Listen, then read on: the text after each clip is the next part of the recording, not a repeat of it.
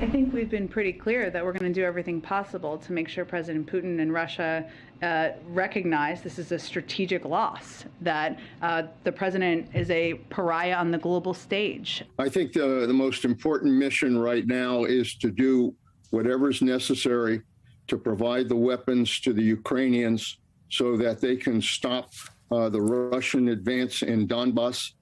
If they can successfully stop that advance, that will be another defeat for the Russians and a real signal to Putin that it's time to leave. And we're not just at war to support the Ukrainians. We're fundamentally at war, although it's somewhat through a proxy, with Russia, and it's important that we win. Putin must go. If Putin's still standing after all this, then the world's going to be a very dark place.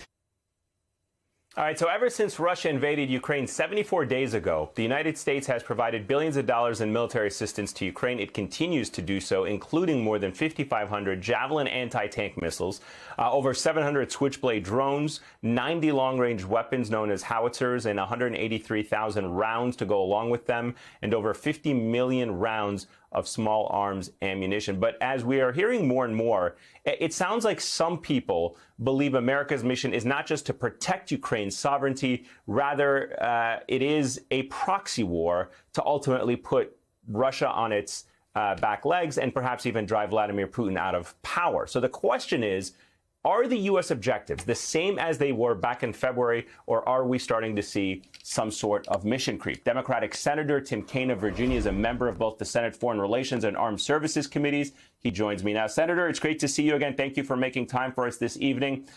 Sir, you're privileged to a lot more information than I certainly am. You see things differently than I do. Are we in a proxy war with Russia right now, and how should Americans think about our involvement in that war? Eamon, we're not in a war with Russia. We have no designs on Russia. We wouldn't have invaded Russia. Putin is lying about all of this. But we do want to protect Ukraine, a sovereign democracy, from an illegal invasion conducted by a war criminal. And so we and our allies, not just NATO allies, but democracies that care about the rule of law, are trying to help Ukraine repel this invasion and maintain their sovereignty.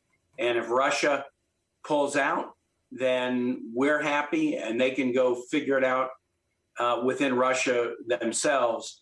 But we're in this to stop an illegal invasion.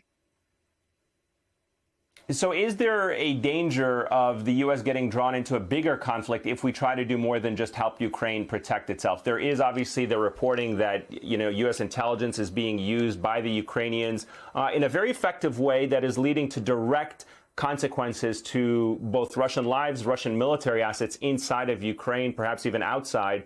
The question then becomes, what if Russia interprets that as direct U.S. involvement? Is there that threat? There are risks here, Eamon, certainly. And, people ask the question, will this provoke Putin? The guy was born provoked. So, I'm not sure that anything we do is a provocation. Again, we have no designs on Russia, no interest in any incursions into Russia. You guys run your own country and do what you want. But when you decide that you want to invade another country and violate their sovereignty and lie about it and commit war crimes and claim that one of the few nations in the world with a Jewish president is rife with Nazis, if you're going to do that, we're going to stick up for a democracy that wants to be even more democratic.